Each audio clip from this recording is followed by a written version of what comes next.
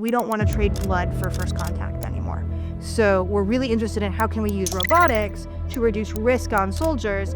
Is there a solution we could do where they could be, say, 250, 300 yards further back in a much safer location, and we're still clearing that minefield to allow our soldiers to get through. Dr. Casey Perley is the director of the Army Applications Laboratory and a biodefense scientist dedicated to accelerating technology for the Department of Defense. With over a decade of experience studying deadly pathogens in high containment facilities, she has focused on leveraging innovation for Army modernization. One of the things I'm worried about is we're not taking enough technical risk.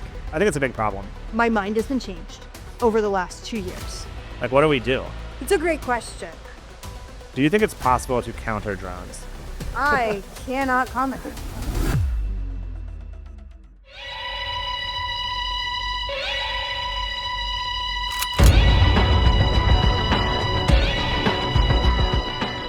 All right, I'm here with Dr. Casey. Doctor, right? It is doctor. Okay, when did you get your doctorate? I think, oh gosh, you're making me do math in public. It's 2015, 2016, somewhere in there. All right, Dr. Casey Perley, director, or head of, what do you call it? It's executive director. Executive director, Army Applications Lab, boom. Our guests are really gonna love this one because our audience is a lot of tech startups. They want exactly what we do.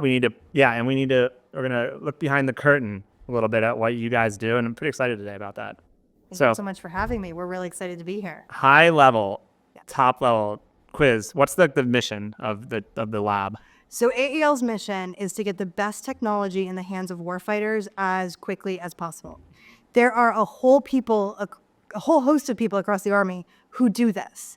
Our niche in that space is that we expand the Army's access to the civil innovation base, specifically non-traditional industry, to help pivot their commercial technology back into the DoD. Okay, non-traditionals, what is that? So to us, that's really anybody that doesn't really do business with the DoD. Okay. The technical definition for us, for metrics purposes, is 20 or fewer DoD contracts for the life of your company.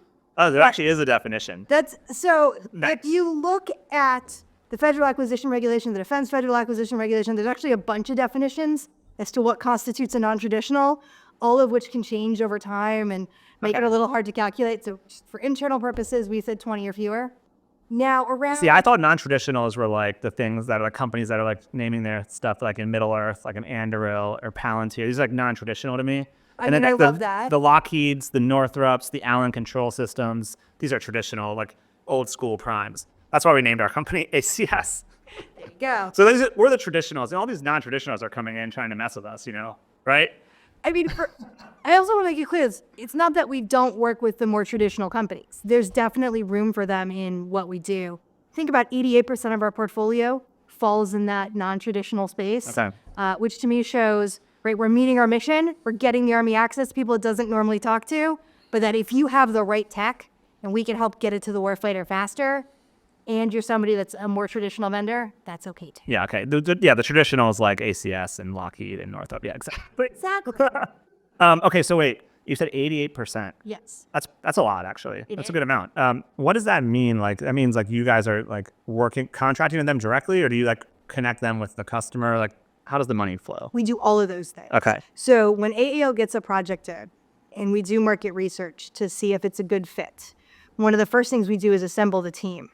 And if it is an operationally focused problem, part of that team is what is the unit that is going to do all of what we call soldier. Wait, hold on. Assemble the team internally. Assemble the team internally. Okay, what does one of those teams look like? Is it like a technical person, a business? Like, how does it? So the first thing is who's the unit? Okay. Who's going to do all that soldier-inspired design work with us? Because we want to create a relationship between a company and a unit where the company is ideally going back to that same unit over time to get feedback versus hopping around.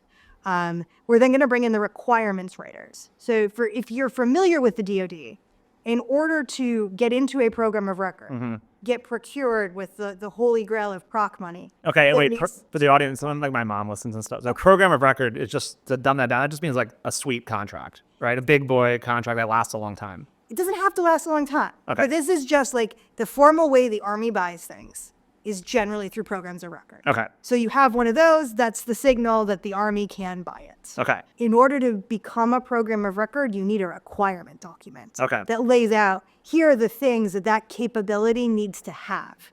So the next person on the team is, who are the requirements writers for this type of technology? Sometimes there's an existing requirement and the requirement writer says, you're fine. Sometimes they might have to tweak that document. Sometimes there is no document, and bringing them in from the beginning is going to help us get a head start on that process. Got it. Then we bring in the transition partner. Okay. Who is going to buy this at the end of the day? Typically, this is an organization called ASALT.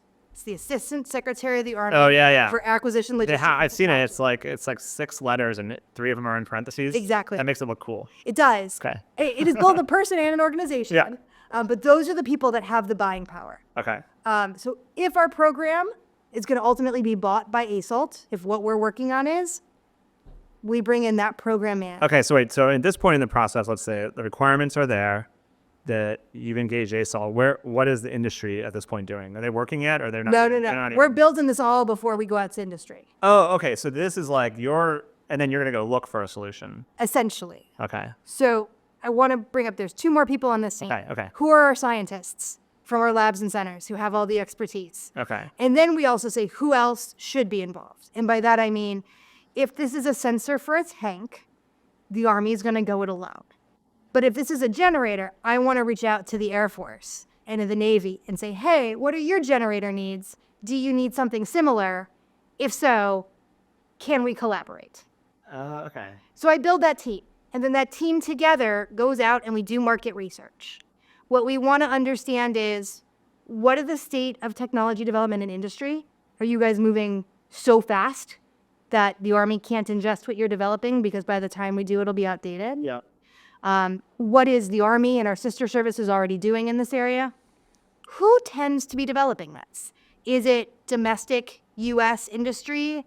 Is it small? Is it a prime? Are the best people located in our allied partner nations?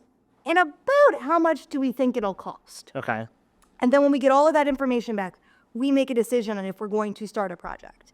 That's when we go out to industry. Okay, wait. So this, by the way, I had no idea how this worked. This is great. So wait, even before the assembling of the team that you decide to assemble, where does the idea come from? Are you just like on the whiteboard, you decide like these are the 6 things I want to assemble teams for? Not exactly. Okay. So problems come into us from across the Army. They can come to us. Okay. So you're like listening to the problem. We're listening to the problems. And I want to be clear, these are not like necessarily established capability gaps. These are not, you might hear of people talking about LISCO gaps or large scale combat gaps. That's not what we go after. It's literally somebody coming to us and say, I have a problem. That person can be a senior leader in the Army, like General Rainey, our commanding general of Army Features Command. Okay. It could be a combatant commander. It could be a division or corps commander. So those are people that command tens of thousands of troops. It could be a private. It could be a brigade commander. It could be the acquisition side of the house saying, hey, there's a gap. Your inbox is open though. Our inbox is open. Okay. People come and we have a kind of Google-like office space. Yeah. We work in Capital Factory as part of the great defense community that's there. Oh yeah, I'm talking to them later today. Fantastic. Well, we have like leather couches. So we joke that like coming to visit us is a little bit like therapy and that we get great problems out of people when they sit on our couches. I want to get the Capital Factory guy on the podcast, the main guy. I think Josh Bear? No, not Josh. The other, the guy works. What's his name? Brandon or something?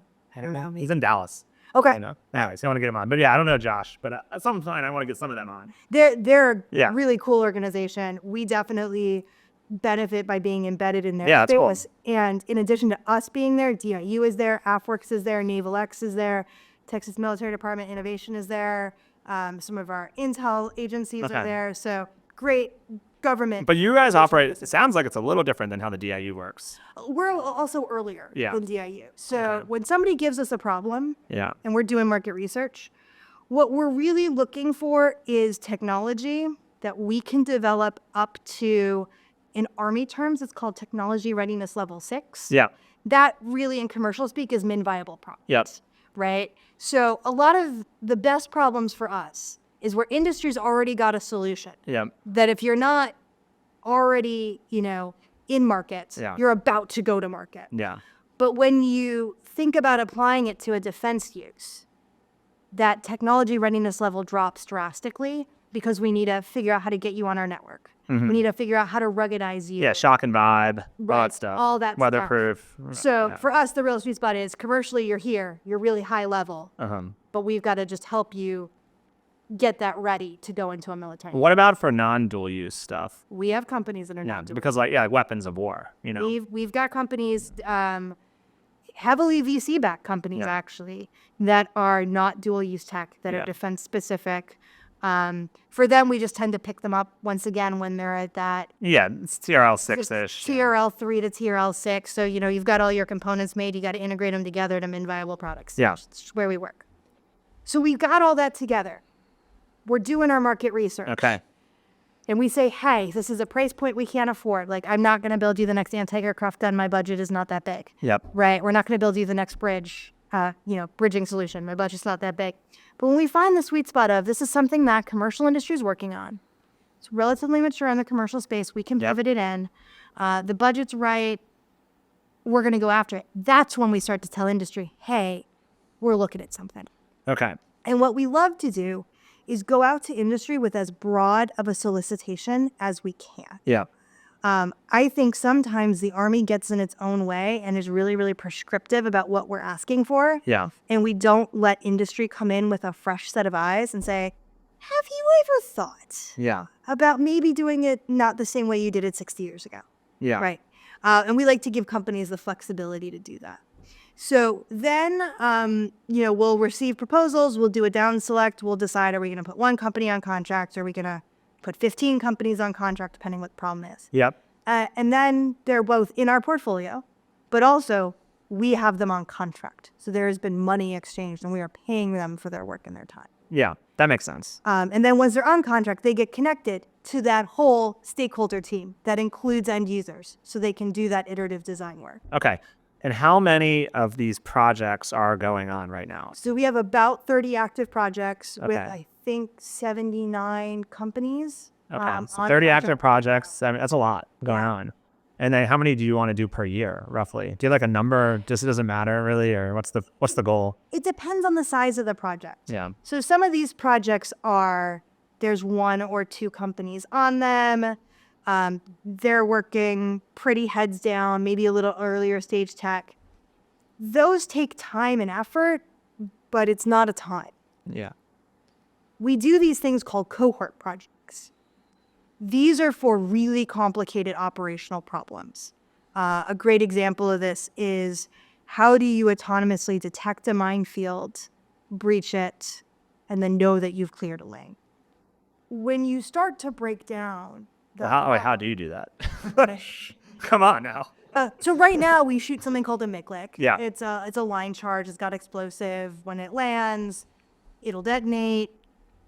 The explosive will go off in a line, and theoretically you've cleared a lane. Okay. In order to do that, it requires our soldiers to be very close to the front lines. We never, in the words of General Rainey, we don't want to trade blood for first contact anymore.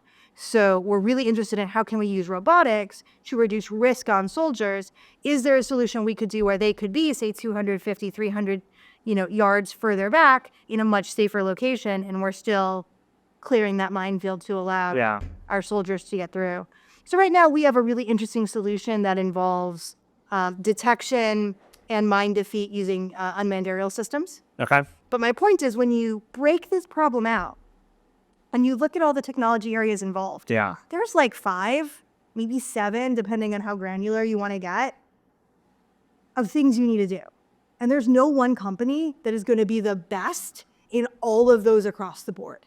Yeah. They're two different. So you're trying to get multiple companies to team then too? That's kind of what our cohort does. We'll put on between 5 to 15 companies, we'll put them on contract, and we'll give them 12 weeks to immerse themselves in the problem and connect with each other. Okay. And while they don't have to work with each other, we're very clear with them that we don't want them to solve the whole problem. And this cohort is how many of these do you do? This is like a new thing? Is this did you invent this? I think it's a commercial best practice. Oh, is it? that Okay. We've kind of brought it Cohort, into the DoD. how many we do a year, that's where the bandwidth comes. You ask me how many projects we do a year, it's really more like how many cohorts do we have at any given time? Where are they in the process? And then how many other projects can we fit around? Yeah, because you're definitely limited at some point by just the time and energy you can think about all this stuff. Right. I mean, That's why, like, on the outside looking in, as a sometimes we get frustrated with you guys, not me personally, but like the industry, because like, why aren't they working with us? But it's like, well, you're busy. Right. You have a lot going on. We do have a lot going on. Yeah. I think right now we've got 1, 2, 3. I think we have 3 or 4 active cohorts. One is kind of ramping down, so in my head I can't remember if it's still on contract or not. So we have about 3 or 4 of those a year. Fit in the rest of the projects around it, because even when you take this cohort, and after 12 weeks, they've refined their design. They've showed us what part of the problem they can solve. They've told us who they're interoperable with. When we down select to between 3 to 5 companies to get that min viable product, that's still a lot of work, because we're now not just coordinating getting one company the information it needs. Yeah. It's how do I get them all the information they need? How do I set up all the demonstrations and experimentation events so that they can be evaluated by themselves and as a system of systems? Yeah.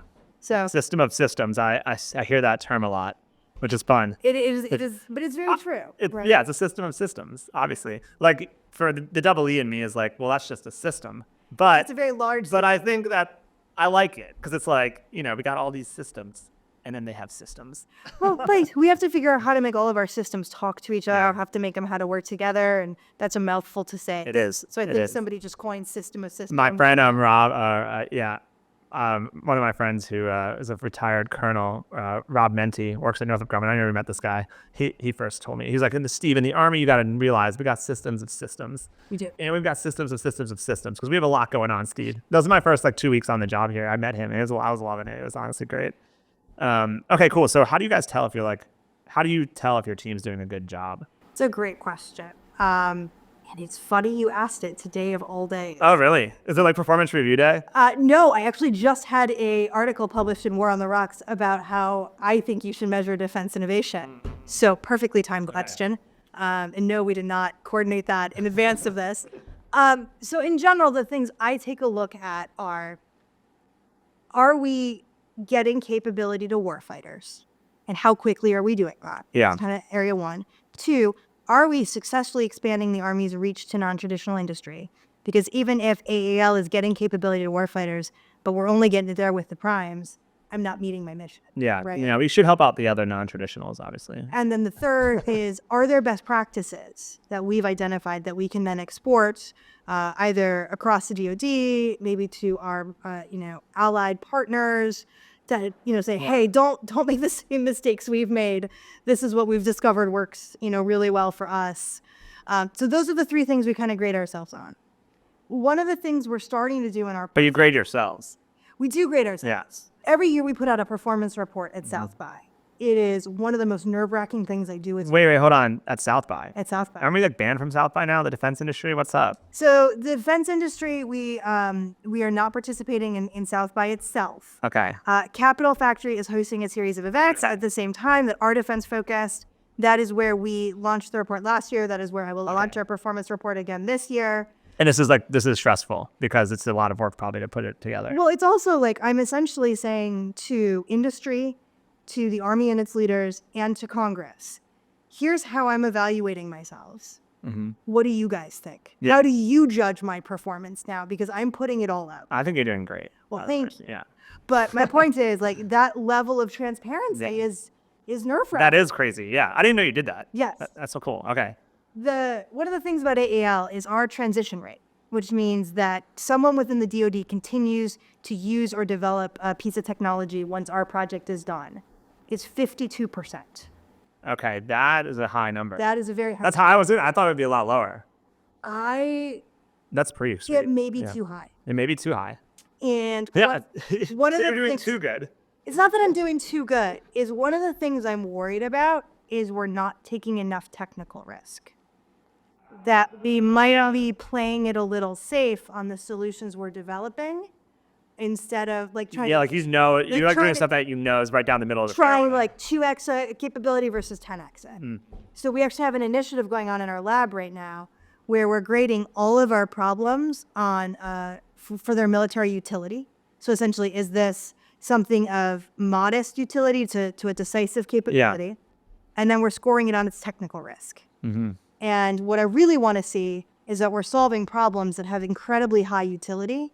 And I want to see our spread between low and high technical risk. I see. And I'm hoping, or my hypothesis is, that we need to start taking a little bit more technical risk. Yeah. And while that will drop our transition rate slightly, and I don't think it should drop a ton, Yeah. I think it is going to it's going to provide better value back to the Army because I have more of a chance of hitting a home run. Yeah, no, I mean, yeah, exactly. I really hadn't considered that. Like, the rate could be too high, and you gotta try to get some 10x's, you know. We do, and I actually. And then if the other labs probably aren't like the other like DIU, like they're probably not.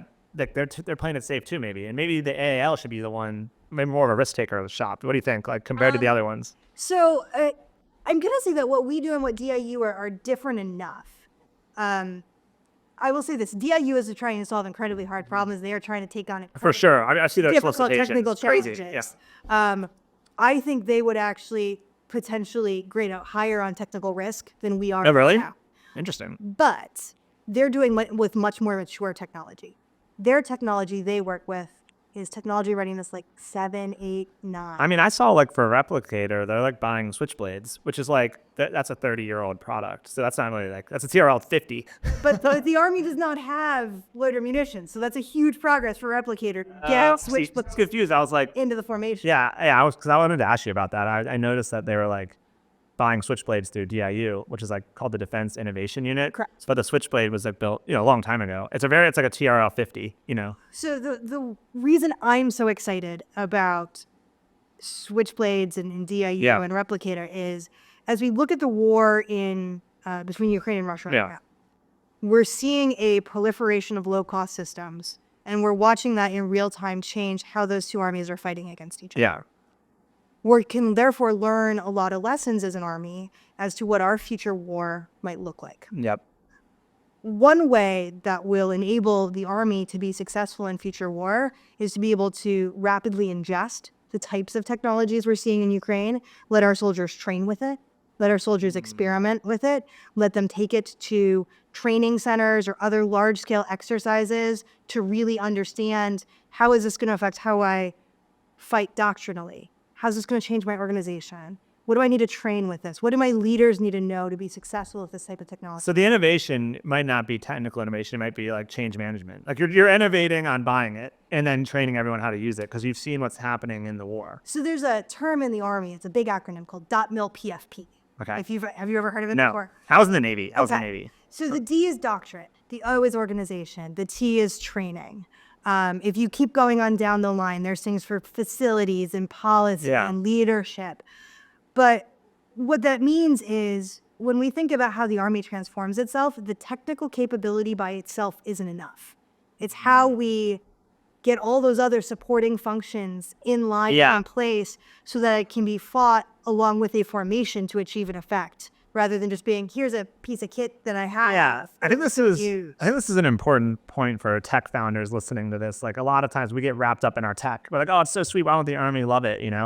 But it's also all the other letters right there. There's so much more than just the tech piece. There's so much more than the tech piece. Yeah. And for me, when interesting technology comes into AAL, you could have the coolest technology in the world. The question I'm asking my team isn't, what does the technology do? It's what effect could this technology have on the battlefield? Yeah. And that is the question that really drives investment decisions for us, more so than just how cool is your technology by itself. Yeah, that makes sense. So DIU, because they're working at that higher TRL level, I actually think they should have a higher transition rate than we do because they're working with slightly much more mature things. Yeah. But they take a lot of really take a lot of awesome this? tech risk. Yeah. It's also really fun because sometimes our companies can graduate from AAL to DIU, and sometimes DIU will find a great company, but it's too early stage, and it's really Army specific. So they'll walk them across the hall and say, Amazing. You should go talk to AAL. And that's the benefit of having that whole defense innovation community here in Austin. It's the only place in the U.S. we're all in one space. Yeah. Is because if you come talk to one of us and you're not the right fit, we will just... Yeah, and there's what else? There's like other ones here too, right? Yeah, AFWorks, Naval X, the National Guard's here. What does a Naval X do? So they're the Navy's innovation arm. Okay. They're really trying to take fleet problems and find commercial technology that can be pivoted. So it's similar to AAL, but for the Navy. Yes, and AFWorks is kind of similar to AEL, but for the Air Force. Okay. We all have different models. We all have different funding streams. Yeah. That affects how we operate, but broadly speaking, Yeah. Okay. that's kind of how it works. Okay. Great. Now, so in the wars, back to the Ukraine-Russia conflict. So obviously the rise of drones, pretty big. What are your high level? Just taking it from the top. Where do you see the FPV drone space evolving to? And do you think it's like something that you guys are on your radar working on? So first-person view drones are a really interesting capability. And I think what makes them interesting to me is twofold. One is a whole new skill set, right? So if you think back to like the World Wars, this is like in some ways introducing the machine gun in terms of introducing new technology, but it's a whole new way of fighting. It's a whole new skill set you got to train. Not everybody can be trained on FPVs. There's some people that just can't do it for motion sickness reasons. So when I think about that technology, the first thing I think about is how am I going to ingest this? Because the tech by itself. Yep. Just the tech. The next thing I think about is very low cost to kill ratio. Now, not all of them make it through, but the ones that do, you can potentially disable a high value target for not a ton of money. Those general principles, a system that allows a soldier to have an effect from far away, something that is what I call consumable, meaning we're probably going to treat it, in Casey's opinion, we should treat it like ammo, right? So we don't have to fill out loss forms when we lose it. That's Casey's opinion, Yes. Not the government. Somebody say that a lot. Distinction. Distinction there. Yeah, so, but it is like ammo. I mean, it kind of is, though. Right, because we don't expect to recover them. Yeah. Ergo, we should not have to fill out loss forms when it doesn't come back. I'm interested in technology that does that. Yeah. Maybe that's FPV. Maybe that's something else. Yeah. But that general space. I mean, because like a switchblade is kind of like a drone. So loiter munitions Yeah. are obviously in What's the some ways difference, really? What's the similar to difference? first-person view drones.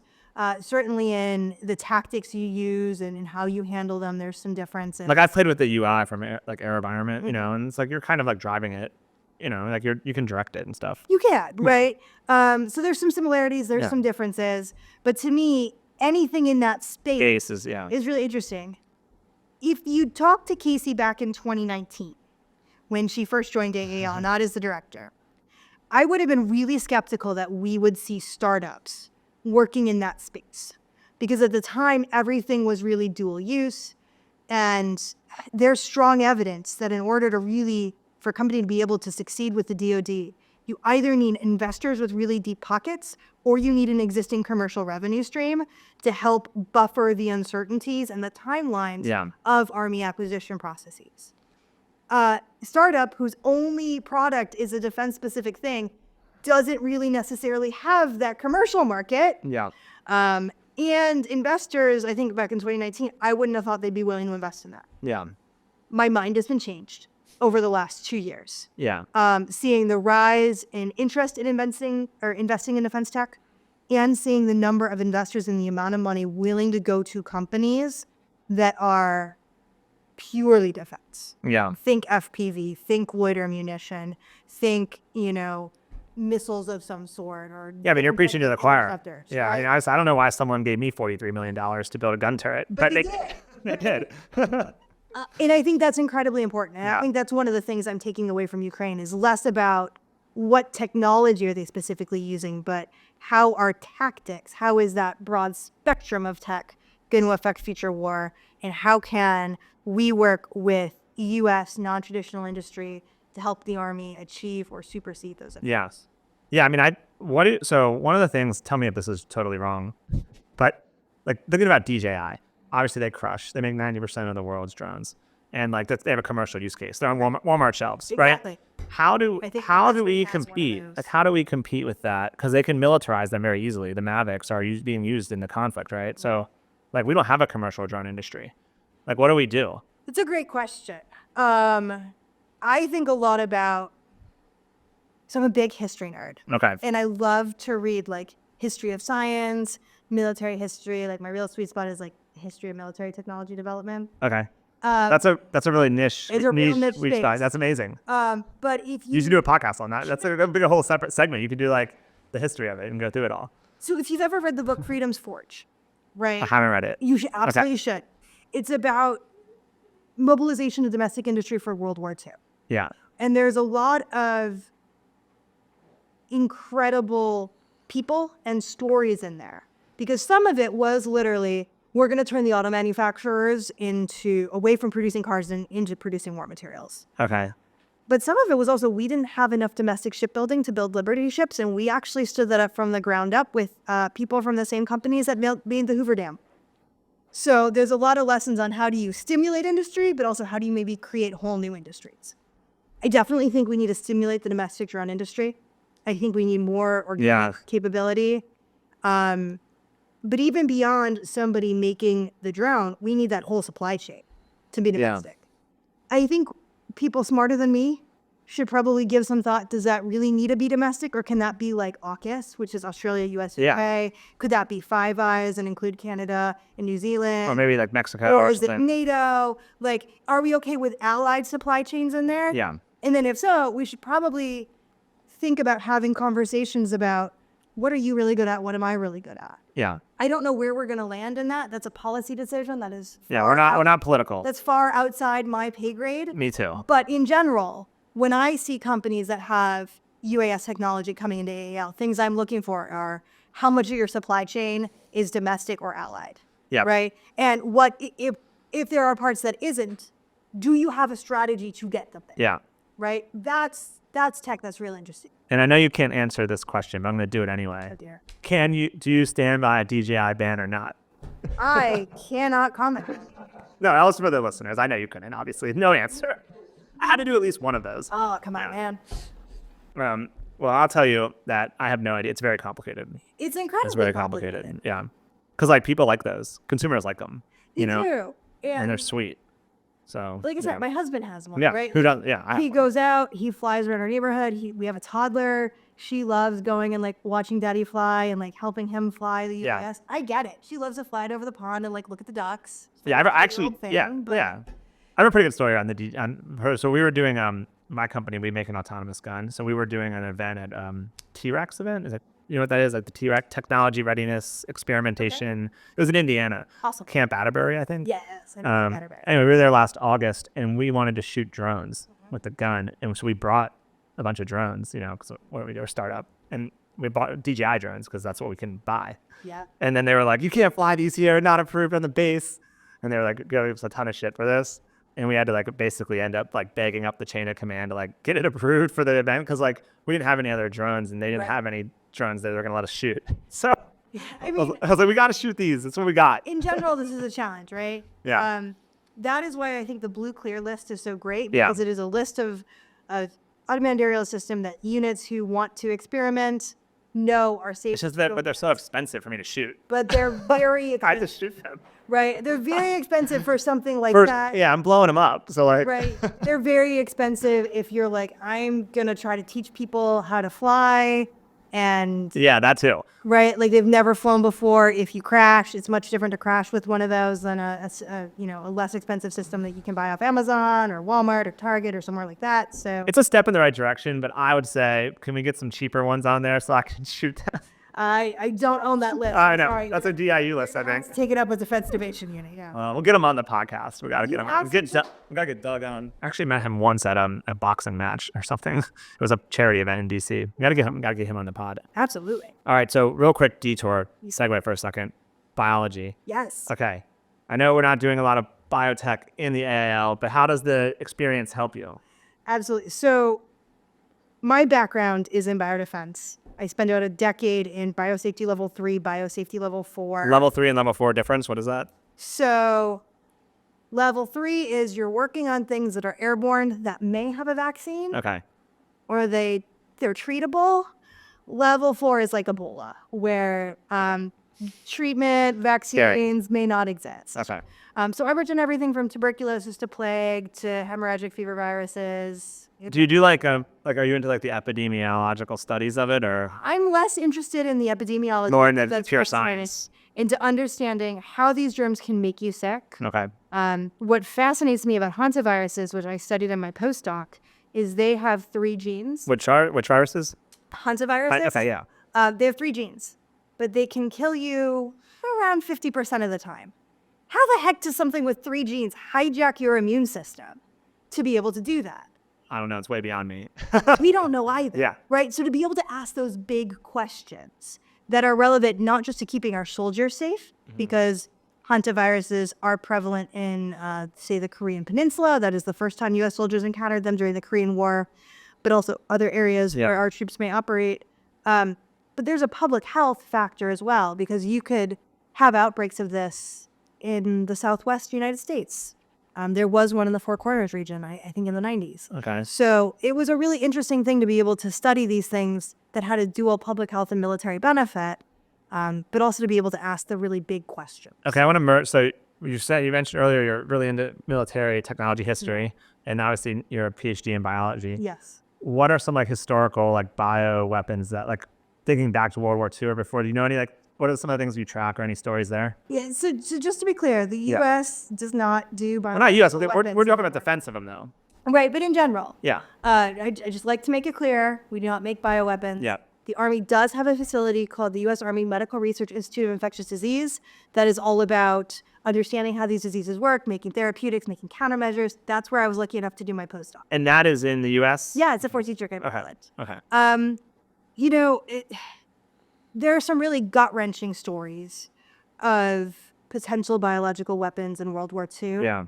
In Japanese. What's the one called? Is that Agent Orange or is that? Am I making that up? So that's a chemical weapon. Chemical. Okay, chemical. It's not even. See, well, the listeners to be know clear- I'm dumb. To be clear, it's an exfoliant. Yeah. It's not what we would consider a chemical weapon, which are nerve agents like sarin. Yeah. But it's definitely on the more chemical side of Okay. things.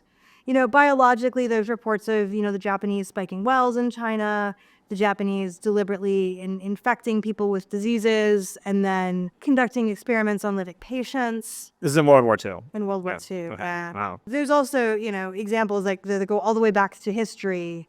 Everything from using poison dart frog venom on spears to throwing plague bodies over walls. So it's always been something that's been a part of warfare, but it's been taboo. Yeah, let's keep it taboo, you know. Let's keep it taboo. Good news Honestly, is, it scares me more than like conventional weapons, kind of, because it's just like it's unseen. You're like, oh, this came out of nowhere, you know? I mean, it also has great effects to hurt non-combatants. Yeah. More so potentially than conventional weapons, depending on if you release it at the wrong time and the air goes the wrong way. So I'm so glad that the U.S. and I think almost all countries in the world are signatories to the biological weapons. They should be. Convention. For real. And this is different than the chemical weapons. Correct. Like they have a separate signatory, like there's a separate treaty. I believe so. Now you're getting it. Chemical weapons are like, what's that movie like Nicolas Cage, The Rock? Have you seen that with Sean Connery? Is that a chemical weapon? VX poison gas. If it was VX, then that's definitely. Oh, that's a the chemical. Yeah. version. Yeah. That was The Rock. I'm a big. What, are you into movies? Like, No. Okay, no. No. Now I was gonna ask you about like biologic terrorist movies, like it's World War Z, like zombie movies, where like the biologics. I didn't see those. For me, like the kind of gateway to this interest was there was a book called The Hot Zone. Okay, so you're more of a reader. I'm more of a Okay, wait. So this is interesting.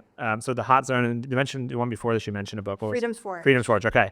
The listeners have our audience has been growing, and people have been reaching out asking me what my book list is. Ooh. So let's get these in the show notes. I actually have a legit book list that I Okay. give to my lab. We should put that. That I will We share should put your book list in the show notes 100%. because I mostly read fiction. Okay. And so the audience wasn't that into it. They're like, because they assume because of the different guests I have on, and like we're talking about all these topics that I'm like well read in the defense space. But honestly, I'm more of a fiction guy. That's fair. I'm totally the opposite. Yeah. Nonfiction. So we can pair up our lists. I love this. Yeah. There's another great book. I will give a plug for one more book called 12 Seconds of Silence. Okay.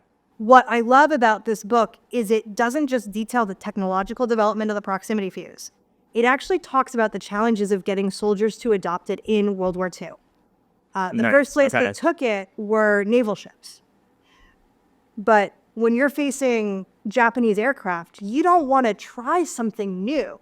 You just are like, I'm in, full fight mode. Yeah. I'm going to go with what I have now because I'm confident I understand what its capabilities are. So there's a real fascinating story that this book tells about how it got adopted into the Navy, not from a buying standpoint, but from a user adoption. And then when somebody said, maybe we should consider using proximity fuses in ground warfare, Yeah. that it was a completely different challenge because people viewed it very differently on the naval side than they did the ground warfare side. Okay. So really, That makes sense. Really interesting case study if you think about, okay, now I've got my technology into the DoD. Now what happens? Now you got to get user adoption, right? Yeah. Perfect. It's the only book I know that really touches on that. how they did that. Okay. So what we're going to do, Laura, is we'll get Dr. Casey's reading list, and then we'll say it's mine, basically, obviously. Perfect, because I don't think I have to be very careful. I can't be seen to be plugging these Yeah, books. I'll plug the books. I'll be like, this is the Drone Ultimatum reading list, as recommended by, All I can say is is a footnote. these are books that have greatly shaped my thinking. No, I think it's important. I've just been noticing recently people have been reaching out. They just want to know like they want to get more educated. They're listening to the podcast to get more educated on this space in general, and then they want to know what to read and stuff. So we want to provide that. That'd be good. That makes sense. Okay, back to back to the AL stuff before we wrap up in a bit. Like a new startup. Like how would you coach like a new? Let's say I'm in a lab at a university.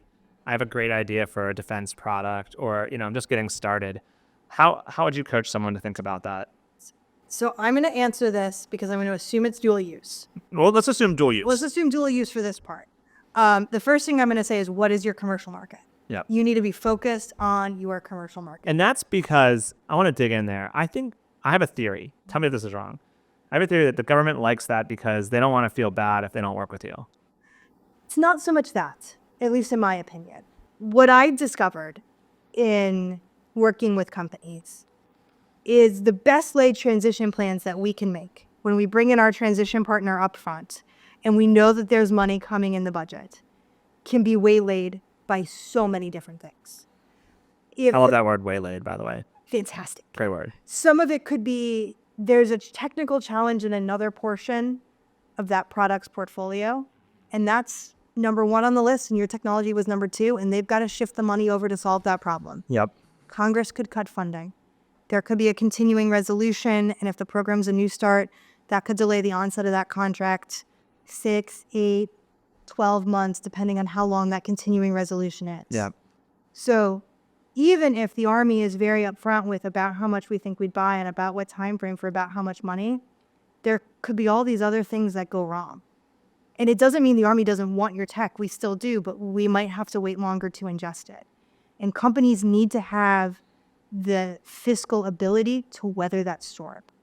One way to do that is with deep pockets of investors. The other way to do it is having a commercial market.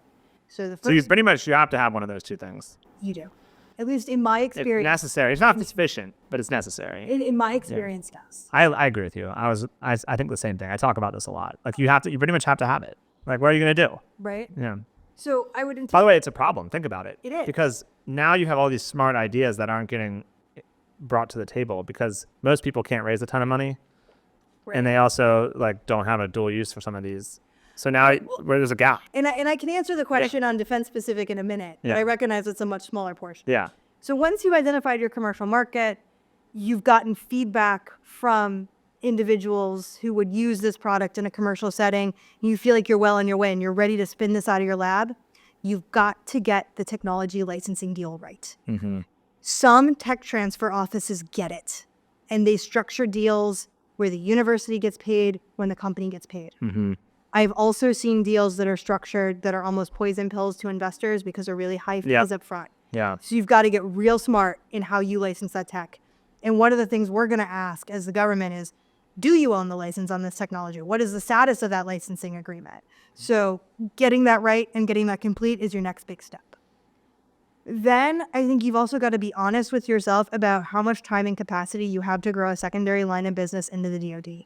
And the answer might be now is not the time.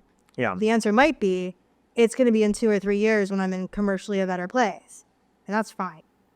Because what I don't want to have happen is companies stretch themselves too thin, or companies that try to pivot to the DoD sooner than their fiscal resources can support, and then the company dies. Yeah. Right? Like, I'd rather wait to get it than have a dead company. So that would be what I encourage them to think about. Now, if you're in the weird space that is defense only, you still got to get the technology licensing deal right. But you probably need to start talking to investors and figuring out how to get access to soldiers real early on. Yep. Maybe earlier, definitely on the soldier part, earlier on than a dual use company. Yep. And that can be really hard to do if you don't know a soldier. Yeah. And you might know a soldier, but they're in the Navy, and your product's going to help the Air Force, right? Or it's going to help the Army.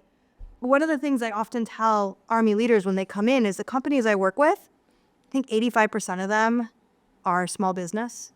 I think around 50% are like under 50 people or something very small. If they have a veteran on staff, it might not be the right service. And if it's the right service, it might not be the relevant, what we call military occupational specialty. So they might have been a mechanic, and this problem is trying to solve an aviation problem, and they fix tanks, right? So they might just not have the relevant expertise in-house. So figuring out how you're going to get feedback from soldiers, understand what their problems are the same way you would do a commercial market is very, very critical for those defense-specific companies. Yeah, tough. It is really tough because in order to get into a lot of the Army events where you could do that, your technology needs to be at a certain level. So how do you get there without the feedback? It can become a bit of a complicated loop. I personally like how hard it is because it's a great moat for me. So from a business standpoint, whatever, But like I do from a national security standpoint, I was actually thinking of different ways we could solve this problem for like young teams that want to do single use, not dual use. Yeah. And like how can we get like their products funded for cheaper earlier, or like at least get market feedback sooner? I think it's a big problem. It is. Like I was joking about the moat thing. But I'll say that. So Small Business Innovation Research, SBIR, for those of you who don't know, it is a great program. It typically funds early stage companies. It's non-dilutive funding. First award's around $200,000. If you get down selected to build them in bio products, it's around $2 million. So that's not trivial funding. But how do people win? How do people win SBIRs? It's a great question. First of all, you have to follow the instructions the SBIR lays out. If it says 15 pages, don't write 16. You will be automatically disqualified. If it says put your slides in this format and you don't, you will be automatically disqualified. So the first way to win a SBIR is to read the instructions. Sorry, slight bench. No, that's good. The second thing is be responsive to the proposal. A lot of times we have, and this is true for SBIR, this is true for any type of like early stage funding for companies. I'll put out, I'm looking for a technology that does X. And they're like, you don't need X, you want Y. No. I'm really looking for something. That's what you want. That's the point of the SBIR. Something that does X. So be responsive to the solicitation. And then the third thing is at least when AAL reviews proposals, we have technical experts review them, but whenever possible, we also involve soldiers. So you're going to need to write a proposal that is easy enough for a soldier to understand, but still technically detailed enough for a scientist to get a good sense that you can do what you're claiming. Wait, talk about that. So you guys, besides all of the project work you do, you guys review SBIR proposals? So you don't write them. You're not doing SBIRs with people though, usually, right? So we use SBIR as well as what's called RDT&E, or Research Development Testing and Engineering. Oh, okay. So you actually use the SBIR as like a funding mechanism. It's a funding mechanism. What's percentage breakdown between the SBIR and RDT&E? Like, is it 50-50 or? It's probably like 60-40 SBIR. Okay, so you're just using it as a mechanism. It's a tool we use. It's a tool in our tool belt. So especially if the market research shows that it's largely domestic small businesses that are really good at a certain capability, SBIR can be a great tool. But if we think it might be a larger business that's non-traditional, that's really good at it, or if we think it might be an allied partner thing, we can't use SBIR because that's limited to US-based majority-owned businesses, 500 people or less. Yeah. So when you do your market research part of the phase, this is pre-writing the SBIR. Yeah, or pre-writing the solicitation because it might turn out that SBIR is not the right vehicle to use. Okay, that makes sense. Then when industry responds to it, they need to follow the rules. 15 pages if it says 15. Yes. And if you want X, you want X. Right. And then you guys then evaluate those and then you bring in like the DoD, like stakeholders maybe also. Yeah. Okay. So like we have a down select going on right now. And we have requirements writers that are down select sounds so cold. When people lose, do they cry? I don't know. We don't do live pitches or anything. I would hope not. Do they protest and like sue you or? So companies do have the ability to protest if they think something was incorrectly done. We have had companies protest. Do you swab them down? No, but there's a whole process. We ensure their concerns are heard. Okay, think about this in private industry though. Forget government for a second. Like imagine if I was responding to an RFP from DoorDash and then we lost and I sued them. Like they would be like, what are you talking about? Like who sues their customer? Come on. DoD is a little bit different world. And it's a different world, obviously, but I'm imagining the analog in a private industry. Like, actually, this happened to me recently where someone was selling me software for my company. They wanted me to implement their product, and I didn't select them. And they literally called me to yell at me. And I was like, bro, you're yelling at your prospect. I was like, a year from now, I might be your customer again, but you're like, yelling at me. It's like people doing this to you guys would be crazy. I mean, there's certainly people that are maybe upset, but I think more than being upset, they want feedback to understand what they can do better next time. Yeah. So that's what they want. Right. But they may come out as like kind of cagey. I think sometimes it can come out as frustration because they read what they get back and they don't understand it. Yeah. If they read if they read the feedback they get back and they say, oh, this totally missed the mark, it's going to feel differently to them than if they think they were evaluated wrong in some way. That makes sense. Yeah. What other, any other advice on just working with you guys in general, like for new companies? I know that's a lot of our audience are so curious to like learn more. Any guidance you have or anything, I know it's a little open-ended, but no, it's a great question. I mean, I think we've covered a lot of it. If you're going to submit it, those the tips for writing a good proposal, understanding your customers, getting your licensing deals done right. If you really think you want to work with the government, getting your unique identifier number, all of that stuff done early, so you're not. Oh yeah, there's so much of that cage codes. Yeah. So you're not rushing to do it right when the solicitation comes out is gonna probably reduce your stress levels a little bit. You just want to be worrying about the proposal. You don't want to be worrying about if you get the number in time. Okay, cool. One more thing back to drones. Yes. Do you think it's possible to counter drones? Yes. Yeah. I think there's a lot of different approaches. I think some ways involve camouflage and deception. Okay. I think some ways are the more traditional defeat mechanisms, whether those are kinetic, so something like an interceptor, or if it's more broad spectrum, so say EW or something like that. I recognize that's still kinetic, but to me it's fine. It's more broader based than a one-to-one interceptor. So you think it's possible? I mean, you've seen like the Chinese drone shows and stuff. Yeah, I mean, are they coming from every direction? So I think reducing the cognitive load on counter UAS operators is incredibly important. I think understanding the limits of the technology is incredibly important. Yeah. One-to-one interceptors can be very useful in certain situations because they might require less power to run than something that has to produce, high frequency emissions. Right. So understanding what the limitations are and then thinking through tactics, drone defeat does not necessarily have to be, I'm going to shoot the drone down. Yeah. If the drone doesn't know where you are, you have defeated the drone. Yeah. If you can move faster than the drone, you have defeated the drone. So I think we need to think through the technology portion, but also back to .mil PFP, the whole spectrum of things that we can do to create a formation that is resilient against drones. I agree with that. I mean, also like I listen, as an investor in startups myself, I've seen a lot of like left of launch type products, like things getting in the supply chain, like other stuff to like defeat the drones. You might not be able to defeat them on the battlefield necessarily, but there's like other things you can do before they even get there, like logistically speaking. Because it's a lot of like a swarm would be hard to move. You got to get it into the right position on the battlefield in the first place. That's a lot of product to move. Yeah. So like I think there's some cool stuff there I've been seeing. I don't know. Checking it out. Yeah, logistics and contested logistics is a challenge that the Army's putting a lot of thought into. Yeah. I'm not putting thought into it other than just very surface level, but it seems like it's a good thing to be doing. Yeah, absolutely. I'm sure there's some cool stuff there. There is. Well, the title of the program is called The Drone Ultimatum, so I had to at least end on drones. More than just for if people want to know. More than 5. Yeah. Well, this has been a really awesome time. Thank you so much for having me. So good. Really it was awesome. Thank you. Okay.